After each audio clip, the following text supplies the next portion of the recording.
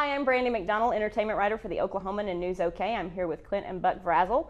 And we had a very interesting meeting with them, my husband and I, on Saturday at a screening of Star Trek. And I'm going to kick it over to them to tell the story. And I'm going to make sure they tell it right. The short story is Clint was spitting on you. That's right, he was spitting on me. The long story is I was giving a vocal percussion lesson in the vernacular beatboxing. He was beatboxing, teaching some friends to beatbox. For 25 minutes behind your head. Really loudly. Loudly.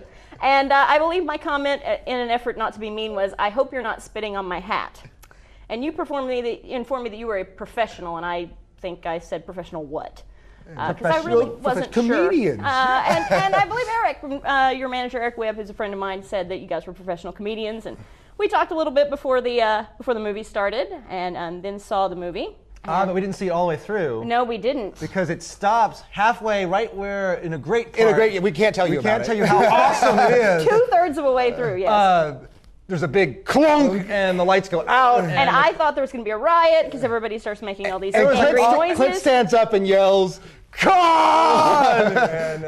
Yes, and I thought that there was a chance that, okay, maybe you are funny. Maybe you were comedians, and you guys had informed me that you guys were into improv. And so after the movie was over, I think I informed my husband that I was going to kind of put you on the spot a little bit. I did it deliberately to get something new out of you guys. I didn't want to hear kind of the same old Twinprov, regular old comedy routine. I wanted to hear something new, so I believe I issued a challenge. Yeah, you came up to me, this lady's like, okay, you got 5 minutes to do a Star Trek rap. And I'm like... And then our manager goes, and she's a writer for the Oklahoma. And I said, okay. and I believe my words were, and make it good. Make it good. Because I am demanding that way. And, we didn't need 5 minutes. So we went out to the lobby and... I went to the bathroom. Thank you, Clint. What?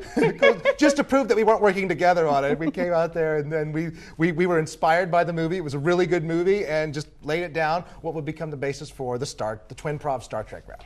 Yeah, and it was really good. I mean, it was like a 2-minute version, and it was about the movie we had just seen, so I knew you guys hadn't just made it up earlier and brought it with you or something strange like that. So it was all about the movie, and it was very entertaining. I thought it was a lot of fun, and then I issued a Klingon honor debt somehow, and I think it had to do with blogging. You posted on our blog. We're like, oh my God, there's the blog, and then you say, oh well, they'll put the Star Trek wrap up. I'm like, Eric, what Star Trek wrap up? You know, the Star Trek wrap. So I took that Sunday and we rewrote it and we practiced it, and we had it taped and online by Monday. So you did, and then I was able to actually post it on the blog, and it got a little bit of attention. And you guys actually ended up performing it again, the full version minus the spoilers. You guys had to take some spoilers out from the improv version because we'd all seen the movie. What's wrong with you people?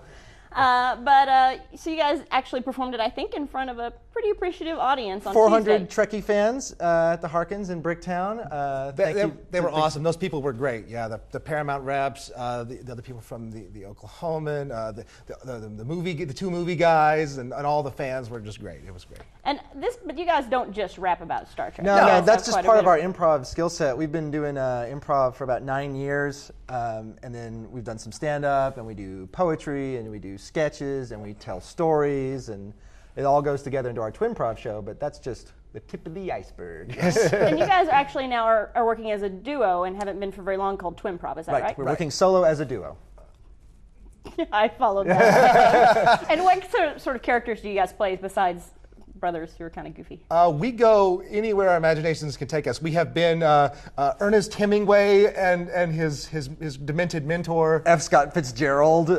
We have rapped about things under the sea and spies. We do Broadway musicals. We do an R&B love song to an audience member, actually in the style of Raymond Usher, which is, I mean, it's pretty intense if you're the audience. It's pretty member. smooth. I fall in love a little bit, for real. And I understand you guys actually do have some shows where people could get in on that being the audience member. Twinprov, we're performing up at the 51st Street Speakeasy. We're headlining there on June 8th, and we also have shows with our improv troupe, Red Dirt Improv, at the IAO Art Gallery on June 30th, May 30th and June 6th. So you can check it all out at twinprov.com. Mm-hmm. Okay.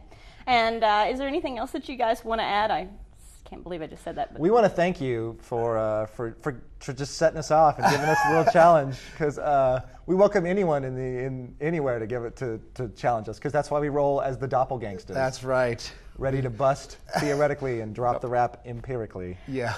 And you don't have to spit on them for them to be able to do that, right? Hopefully less spitting in the future. We will.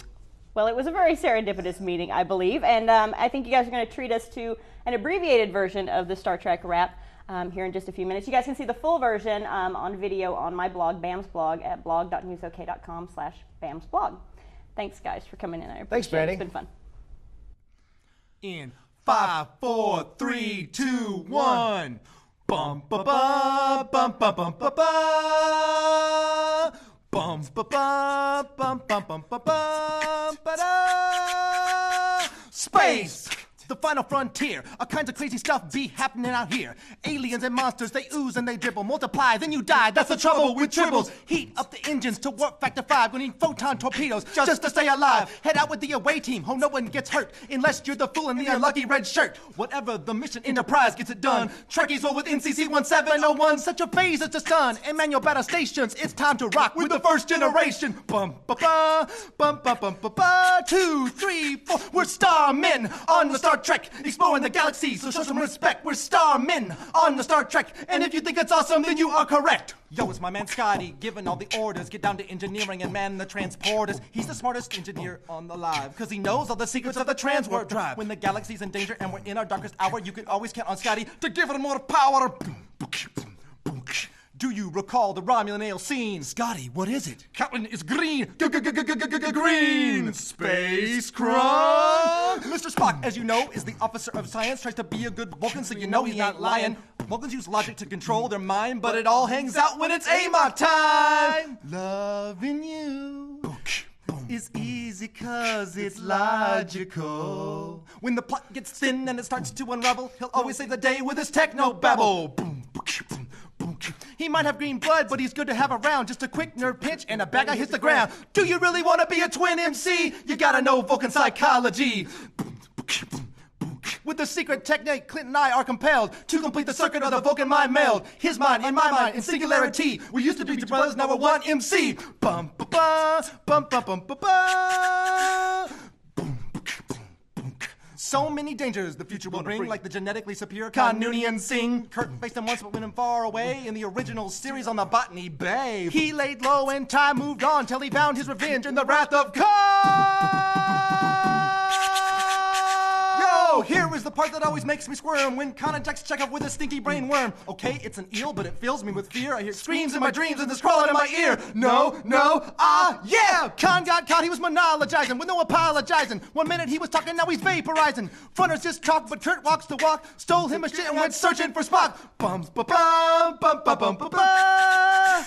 We're starmen on the Star Trek, exploring the galaxy, so show some respect. We're starmen on the Star Trek, and if you think it's awesome, then you are correct. Bum bum bum bum ba da ba da bum bum bum bum bum bum bum bum. Yo, Scotty, do the beam up. Live long and prosper. Yeah.